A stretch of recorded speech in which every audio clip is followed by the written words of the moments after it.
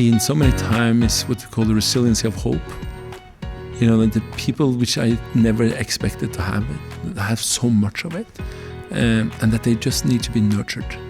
And they need to kind of be fueled so they have somebody to believe in them, so they can believe in hundreds of others. As an athlete, I really had an incredible experience traveling to Eritrea in north of Africa, in the Horn of Africa. And I met children who had never had a chance to play. And they could do anything to have the chance I had when I grew up.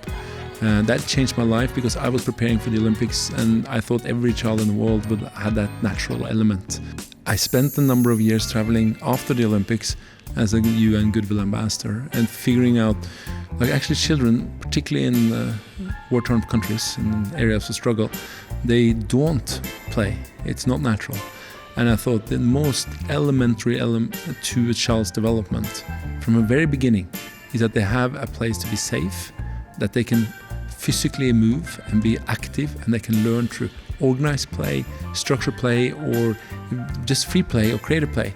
And using sport at the later stage in life, it's just such an influencer on these children's life. We have a new revolution going on where we have to come together and find solution where everybody can have work, but it won't be work as we see it today. Because big companies producing services to a lot of people don't need a lot of workers. We cannot create the 470 million jobs we need to do in the next 15 years. I mean, it would be impossible. That has to come from small communities where there's going to be a large number of young people getting into work sites. They have to be educated and they have to be able to create their own works. Well, the SDGs I think is very important, and it's like this is a roadmap for the world, and the roadmap needs to be followed. In Norwegian, I can sit there and know a lot more than a person in Africa. Now, that knowledge gap is almost going to disappear in the next 10 years because access to knowledge is going to be universal.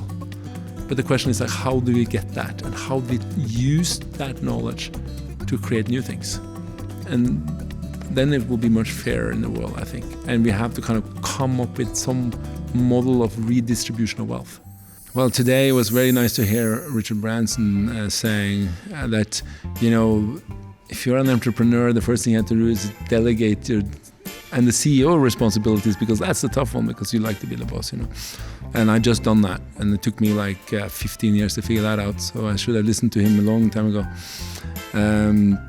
Because now I have this ability to kind of start recreating again.